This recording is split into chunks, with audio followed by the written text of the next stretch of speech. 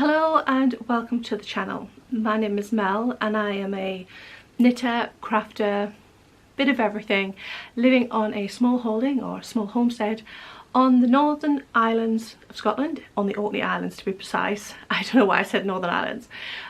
An island off the north coast of Scotland. And if you are new here, then welcome, and if you are a returning viewer, then welcome back. Apologies if there's any funny loud noises happen during recording. My husband is outside and is occasionally using the grinder to cut some corrugated iron, so hopefully it won't be too noisy today. I am wearing two finished objects and I have several more finished objects to show you today, and I will try to get through them as quickly as possible. My last episode was a podcast that I recorded, I believe, at the beginning of July, but only went out very recently, as it took me several weeks to get around to editing it. This one is a catch-up of everything that's been taking place since then, since I recorded rather. So there is a little bit here. I mean, there's a couple of months worth of items, but like I said, we'll try to get through them as quickly as possible. So, first finished object. This is a very heavy autumn winter cardigan that I started last autumn, I believe. I'm not entirely sure of the exact date, but probably around about this sort of time, in sort of September time. And I finally got round to finishing it.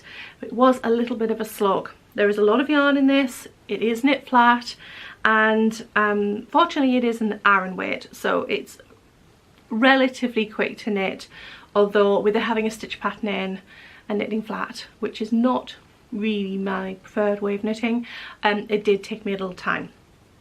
So this, if I have my pattern to hand, which I'm not very organised today, so you never know, I might not. Yeah, I actually do. It is a little cat chew, a little chewed by kitty cats. I have one cat that loves to chew paper and cardboard.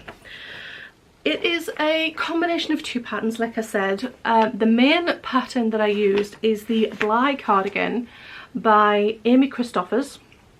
This is a free pattern, and it is, I have completely changed the gauge to make this cardigan. The other cardigan I kind of took inspiration from was one, I think, I could be wrong, it might be an Alexandra Travel pattern. If not, I will pop the name of the designer on the screen because names elude me. And it is basically just a waffle stitch, a very basic waffle stitch. I think that's called the waffle cardigan or something along those lines. So for, my cat has just jumped onto my desk. For this cardigan, I changed the gauge. This is supposed to be knit on a, let me see, a 4mm needle, 4.5mm needle, and 4mm for the rib, and at a 20 stitch gauge. But I have used a heavy Aran weight yarn. This is Drops Alaska in the colourway beige, and the Drops yarns, the DK weight and the Aran weight yarns, tend to be a little on the thicker side than a DK and an Aran weight. So it's a heavy Aran. I would say it's bordering on a almost a chunky weight, not a super chunky, but like a chunky weight. And the DK, I would say, is more of a worsted weight, but it's fine. So I knit this on a 6mm needle. I have knit a cardigan, another Bly cardigan, on a 7mm needle with the same yarn in charcoal, and although I love that cardigan, when I swatched the stitch gauge for this, I decided that it looked better with a 6mm needle. So I will add a little bit of footage up on the screen up here, I think up here, of me kind of wearing it so you can see the full length rather than me having to move the camera back. But it is very much a cozy wear around the house kind of cardigan. My other grey one is another one, I kind of, for sitting on the sofa, it's kind of like wrapping yourself in a big shawl or a blanket, or just for going to wander and get a cup of tea. Not so much for doing things in. This, I would argue, was kind of the same. It's very thick and it would be very warm, and I think it would be too warm for doing anything, but also the oversized slouchiness of it also means it's not very practical for doing everyday things in, but very warm and cozy for sitting and knitting and watching podcasts in. The stitch definition came up really well, and apologies for the strange lighting in here. We have a lot of dappled lighting today. The waffle stitch came out nicely defined. I haven't blocked this because I suspect it won't be quite so defined, and I don't think it'll pill. It'll definitely pill with wearing. This yarn pills quite a lot, but again, for a house cardigan that doesn't matter. I will run this through the washing machine on a wool cycle like I do with all of my woolens, and I suspect that will soften up this yarn a little bit, as I found with my charcoal one. It's very, although it's quite a woolly yarn, the washing process did soften it up a little bit, and it's a little bit more wearable for my princess skin. I have very sensitive skin, and I struggle with woolly yarns up around my neckline and such like. Apologies, I'm a little bit croaky today, or rather a little bit gravelly. So that is my first finished object. It is not my only finished garment object. In fact, the dress that I'm wearing underneath is also a finished item, but I will come to that in a little while. So last episode I showed that I had started knitting another garment, another pink garment. I was on a bit of a pink, oh my goodness. I was on a bit of a pink kick. Oh my god. A pink kick, not a kink pick. So I have finished my Easy V sweater by Caitlin Hunter, and it has come out fabulous. I'm getting shadows from the window and I keep getting attacked by my monstera behind me. I have triffids. So this cardigan has colourwork on the ends of the sleeves, and it is a round yoked colourwork pullover with a deep ribbed neckline and some interesting shoulder detailing at the top of the shoulders, obviously. I will insert footage again of me wearing it. This one, I really enjoyed knitting this. I have used a combination of my own hand-dyed yarns from when I was a yarn dyer and some hand-spun yarn of mine as well. Only one of which I actually dyed. The rest are commercially dyed yarns and fibres. The fit of this is much nicer than the Halloo sweater that I knit previous. Having learned from knitting that, I made a few changes when I did this one. Mostly I went down 2 sizes for the neckline, the stitch count for the neckline. I cast on 2 sizes smaller, and then once I got past the rib I increased to the size of the yoke that I wished for my size. The yarns that I use, like I said, is my own hand-dyed yarn, and the main body yarn I have nothing left. Apologies for the crinkly bag. All I have left is this. So I guess if I needed to darn something, I have a tiny bit. My hand spun that I used, I have quite a bit left. So I used some of this, which has a number of pinks and peaches and burgundies in, but I avoided the burgundy and spun knit from the centre of the ball, which is more pinks and lavenders. This I spun from a braid of fibre that I bought from Created by LCB. I really love her fibre braids, and this one is in a 50% merino, 50% tencel, I believe. I'm not sure if I have the label to hand. I could have done with being a little more organised today, but oh, I do. Okay, so it is the colourway Briar Rose. Oh, and it is a 50% Polwarth 50% Tencel blend, and this was lovely to spin. I really enjoyed this, so I can highly recommend. I also used some peachy pink hand spun that I did a little while ago from a bat that I blended up, if it will focus, and it has sparkle in it. And I also used some other hand spun in peaches, and like a peaches and cream colour, again with a bit of shine in it rather than sparkle. And I love the subtle low contrast effect in the colourwork.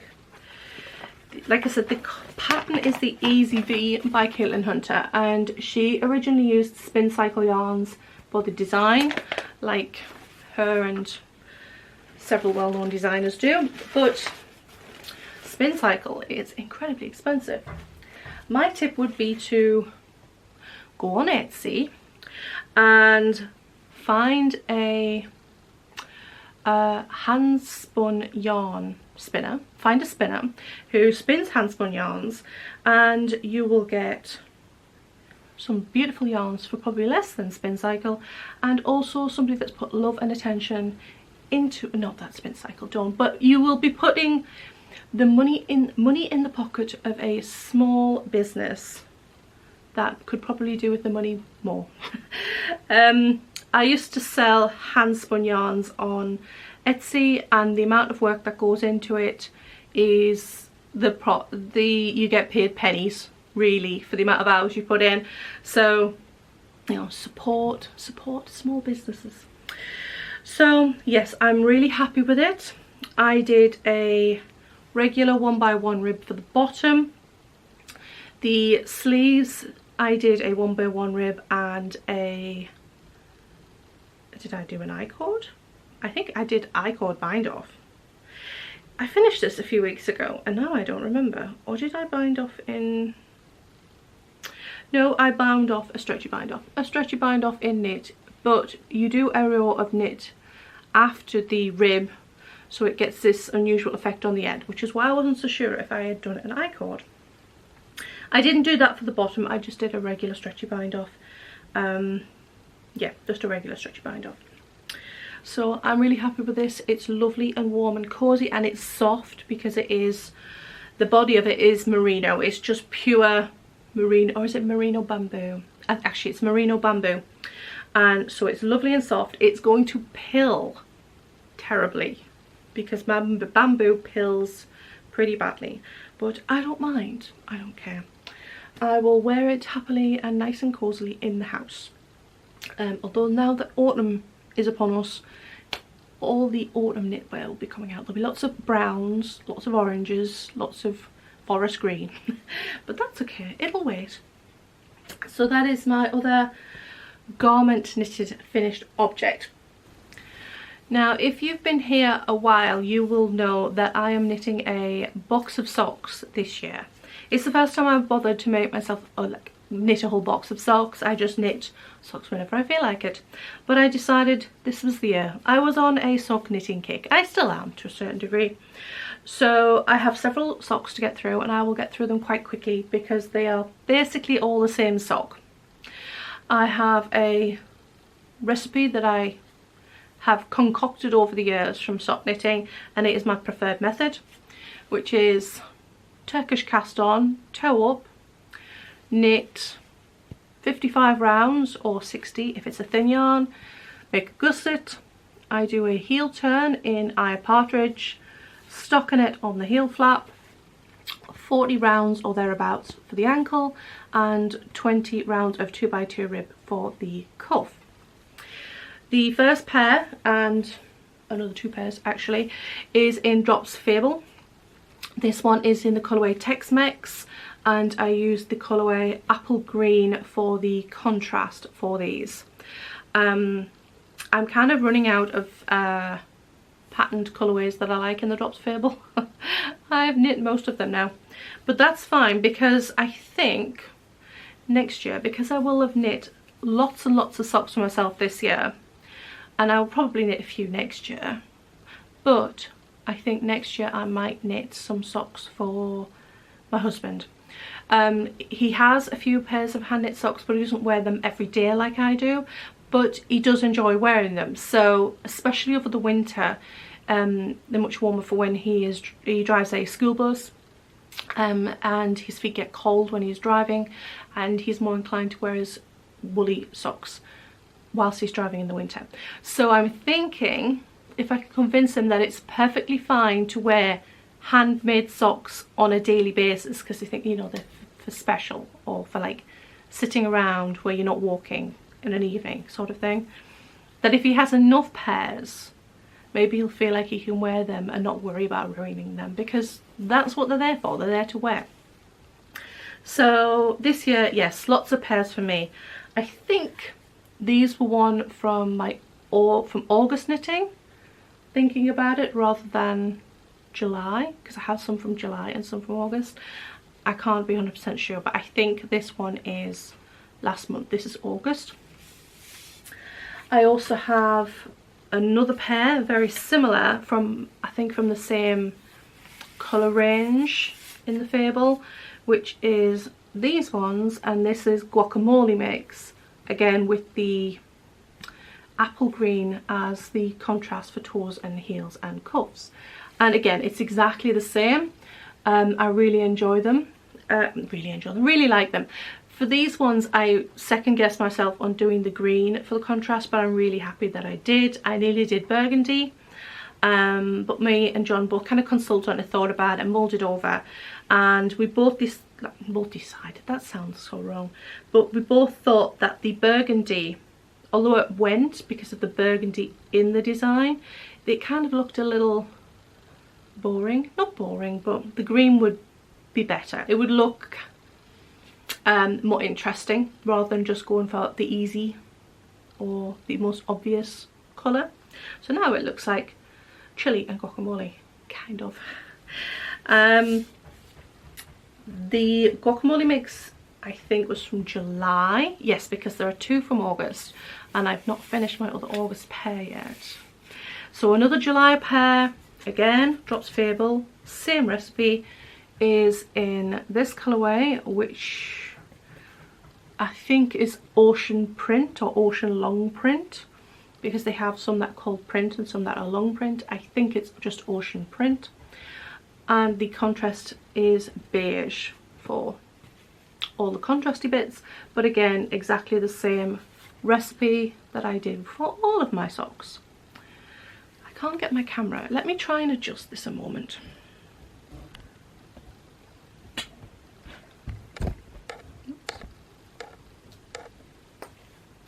We'll see if that's a little bit better for shadow. Oh, that's a little bit better. The shadows are not casting now. So that was another July pair, and that's all the Drops Fable ones. I also did a pair in a different type of yarn, but again, the same recipe, and I made some rainbow socks, and these are really nice. I really love this colour, and the pink looks absolutely fabulous with them. This one, if I have the label somewhere, is, oh yeah, it is Stylecraft Show Your Pride Head Over Heels. No, Stylecraft Head Over Heels in the Show Your Pride colour range in the colourway Be Bold.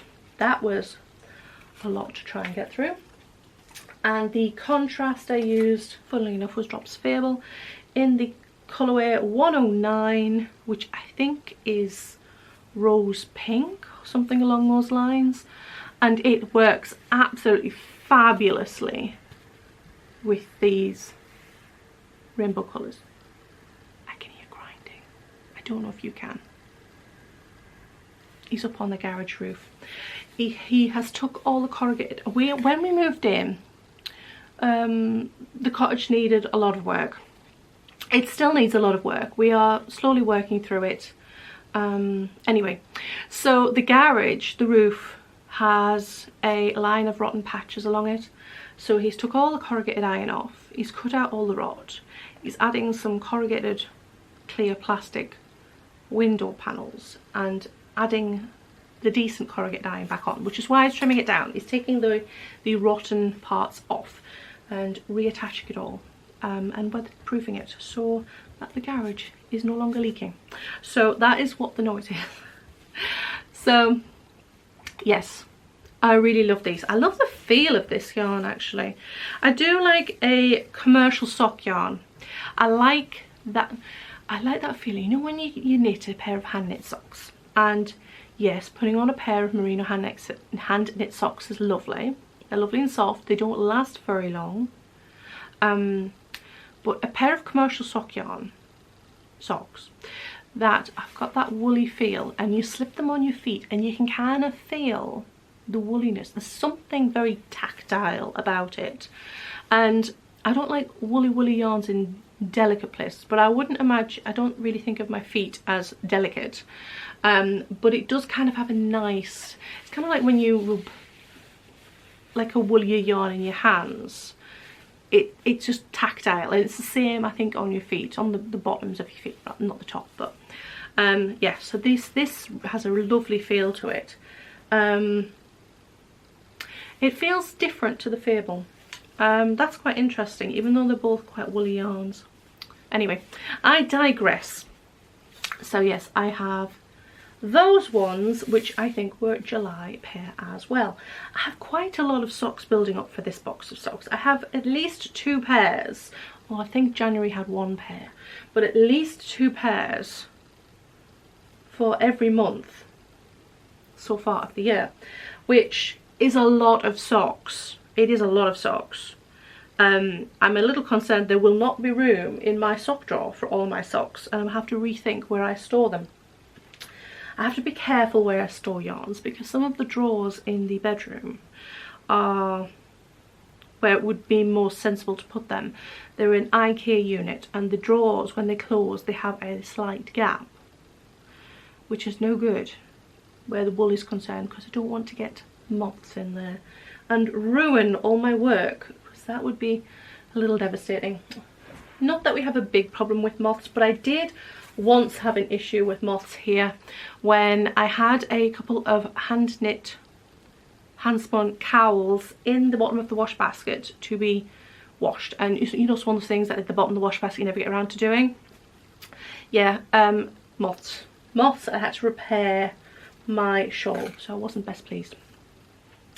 So let's see, what else do we have? I have 3 works in progress. I have a pair, technically 4, but I haven't done much on the 4th one. So I have been working on another pair of socks for August. I will show you the one finished one, but I have only kind of just started the 2nd one. I've been a little busy doing other knitting and a lot of sewing as well. I finished my sister's wedding dress a couple of weeks ago, and the wedding was recent and it was down south, and it was lovely, and the dress fit like a glove. It was perfect. I was happy, she was happy, everybody complimented it. I'm very happy. I will pop a photo up on here, and if you are new around here, my sister is one half of the Orkney Overlanders. They have a big Leyland DAF truck that they live in, and tour the world. I'd say tour the world, but it's more tour Europe, although they have been to Morocco, and where else did they go outside of the Schengen zone? They went to Albania. I should remember that because I've been there myself. So they've been to Europe. They've been to Europe and a couple of places a little further afield. So my 2nd pair of socks for August are these ones, and actually the contrast is looking black on the screen. It is not. The main yarn is Surdor Heart and Soul. I have a lot of grinding going on. In the colourway 162, which is called Jungle Fever. The contrast is the Regia yarn, undyed sock yarn, and I have dyed this in a dark chocolate brown, but like I said, on camera it is looking almost black. It is more like that shade. It is a dark kind of chocolate brown. It's slightly darker than I originally planned because I wanted it to look like chocolate lime sweets, but it's okay because it is acid dyed. Acid dyes tend to fade quicker than commercial sock yarns. Commercial sock yarns generally don't really fade. Indie dyed yarns do. It's just the way that the dye process is different to in a commercial setting. So when these fade out a little bit, they'll look a little bit lighter and a little less espresso, a little more chocolate, but that's fine. I probably won't show these on the next podcast because the second one will look exactly the same as this, and hopefully by then I will have some autumn September socks to show you. I have quite a lot, or I think I will have quite a lot of the yarn left. It actually has grey in it, but that's okay. It's still working out. It's still looking okay. When I bought this one is intended for socks for my husband, and there will likely be enough left for a pair for him with contrast toes and heels. And I had originally planned to do like a green contrast toes and heels for him, and I might. I have some chocolate brown left. Obviously I haven't finished the second sock. All I've done for the second sock is drop it on the floor and I've done the toe. That's all I've done. I did this yesterday in anticipation of knitting the body whilst watching TV last night. I can't knit the brown. Well, I can knit the brown on an evening, but I can't read my stitches. So whilst increasing for the toe or doing the heel turn, I need the daylight. I need to be sitting by a window. I can knit the rib and the heel flap perfectly fine on an evening, but I needed to get started, so I had it to hand and ready. So that is okay. I was going to say all the socks. I have a little bit of a sock to show you. It's not really much to show, to be honest, but I will briefly show you. I did start, or rather I cast on the toe for my first September socks because I had nothing else at the time that evening to knit on. I had come to an impasse on the project I was on, so I thought, what can I do? And I cast on a toe. So I've knit a toe for a pair of September socks, a little Hocus Pocus socks by This Handmade Life. I've been meaning to knit them for a few years now. I will discuss them a little more when I come to record my autumn knitting plans, because I'm not working on this at the moment. It was just something to do that evening, and they've been in the bag for a couple of weeks now, ready for when I'm ready to knit those socks. So they're kind of not really works in progress, because it's not really actively being worked on, but there'll be more about those next video. I'm sorry, I lost my train of thought completely. The phone rang and it wasn't a great phone call, so I lost my train of thought. Apologies. I was about to talk about the last couple of items that I have on needles. So I cast on a pair of wristies last autumn. Again, I seem to have this thing of starting a project and then putting aside for several months. I cast on the Kelly Muffs. These are a pair of wristies with little mushrooms on them, and I cast these on last autumn, again around this sort of time, maybe October time, and they have been ripped out and reknit and ripped out and reknit up to about the same point several times. This time I think is the final decision. I had issues with gauge, and I had, the first time I cast them on, they were too small. The design was looking lovely, but they were just too small for my big hands. So I tried up in the gauge, up in the needle size a couple of times, and I tried, but then this chevron design in the middle just wasn't really showing up anymore because there isn't a very high contrast, and I tried changing the colour to see if it would work, and I just wasn't happy, so I lost my temper and threw them aside. So I ended up picking them back up, ripping them out again, and going back to my original gauge, which is a Well, I'm actually using a 2.2mm circular that I would normally use for socks, but I have increased the size by adding an extra pattern repeat in instead. So it's a nice tight gauge, not super tight, but it's tight, and it is plenty of circumference to get around my hands. I'm at the point where I can't decide if I want to make these slightly longer, because at the moment we're at the point when you would split for the thumb, and it's only really sort of like as long as my wrist. It really is like kind of palm size ones. So I'm tempted to do it like under the half repeat and make them a little bit longer so the wristies come further down my wrist. I haven't decided. I have many yarns attached to these. They're all Drops Flora. I have like a cool white. It's not a undyed white, it is a cool white. I have a soft green. I have a light beige, I think this one's, I don't know if it's dark beige or light brown, and a red. They are constantly getting tangled up.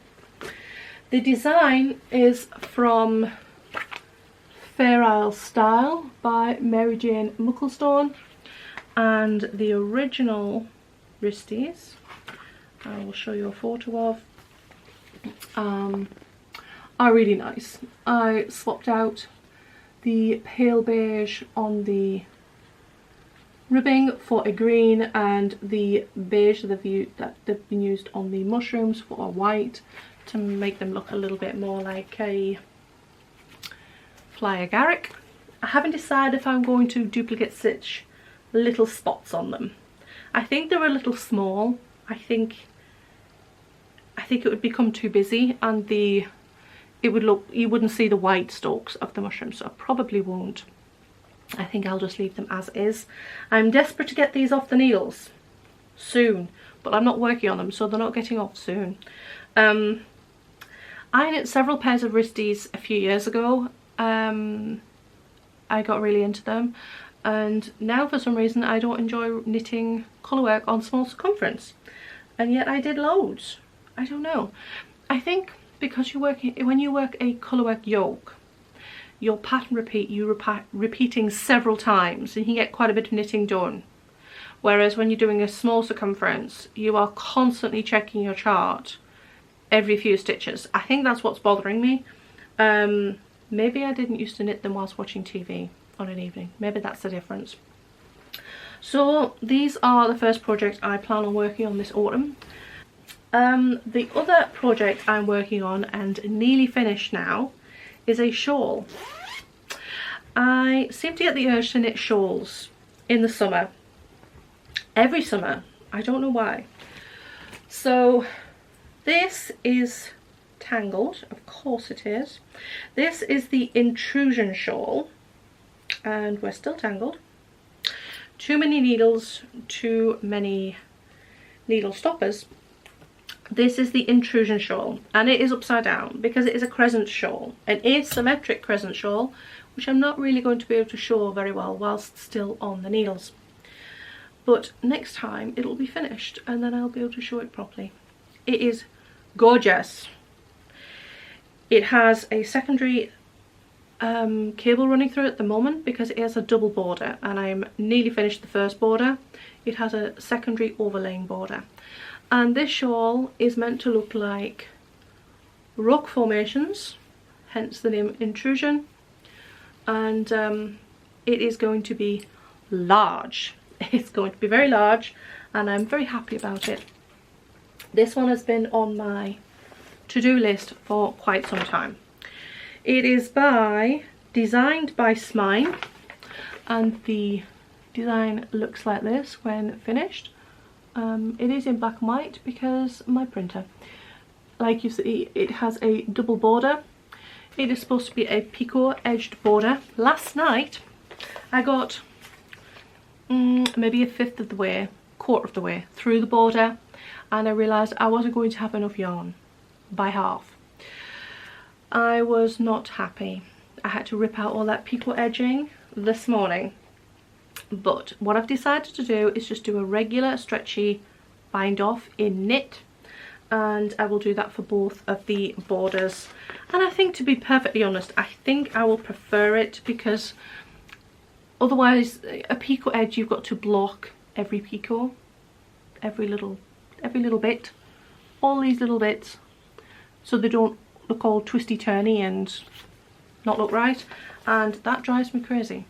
I did a picot edge on something else, I don't remember what, and it's a bit annoying, to be honest.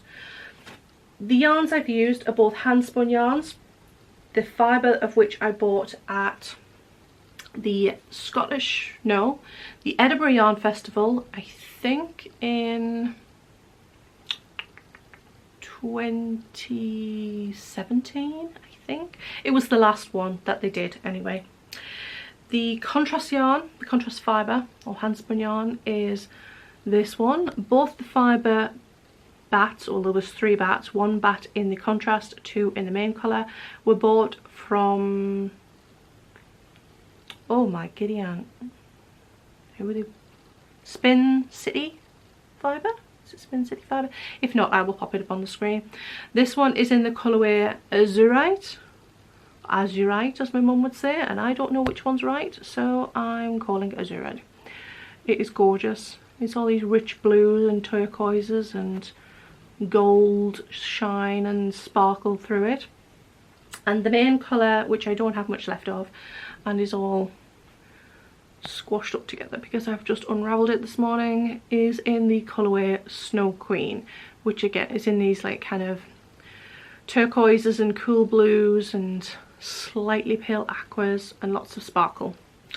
And I specifically had in mind to buy 2 bats of one colour and 1 of another as a contrast for this shawl, and it's took me this long rather, to get this almost finished. It will be finished, and then I'll decide if I can be bothered to block it before the next episode. I don't always block things. Shawls are one of the things I'm more likely to block, but this one is a squishy all over garter shawl, so I'm not sure if I will bother or not, because I'm not sure it'll make much difference. If I do, it will be the Arn and Carlos method, which is basically a iron over a damp tea towel or towel, rather than wetting the whole garment. I don't have a steamer, basically. So I think that's everything. That's everything I'm working on currently. I have much in my queue, as usual. So let's talk about the sewing. The sewing. I have been making hinterland dresses. There's no tomorrow. I spoke on the last episode that I had made 2 hinterland dresses, a blue kind of tartan plaid-ish one, which I had on, and a black with pink roses, which I plan to wear, but I have made other ones. I have made this one, for example, and again, I will put some footage up here. This one is made in a brown and black double gauze fabric, a smooth double gauze rather than the like a padded cushion quilted style. And this one I did a full length placket, and I used this is a like a 10mm gingham on one side, and on the other is a half size, like a 5mm gingham, and I used the 5mm side for the placket, the button band, and for the sleeve cuffs, basically. And I really like it. When I made it, I was a little concerned as I was making it that it was going to be too small. Not small, but kind of restrictive on the back when you move, and it's not. It's really comfortable, really happy with it. I didn't enjoy working with the fabric much. My machine worked fine with it. The main issue was how much it frays. It frays a lot. But when it's finished, it is really, really nice. I suspect it won't look great for overly long where my cats are, because of the weave being a relatively loose. It's not a loose weave, but the thread count per inch is relatively low that I suspect as soon as a cat's claw catches it, it's going to click, and then it will pull, and it won't look tidy then. So at the moment I'm wearing a nice frock. How long it'll stay that way, I'm not entirely sure. I also made a brown viscose linen version. I had made it in the bigger size, and it looked so large on me that I ended up cutting it down and chopping out loads of the width and such like, because and the shoulders. I fudged the shoulders a little bit to raise the neckline, so I kind of like hitched them and sewn them and everything, and I had French seamed everything. This is all French seamed as well, except where the bodice attaches to the skirt and where the sleeves attach to the bodice.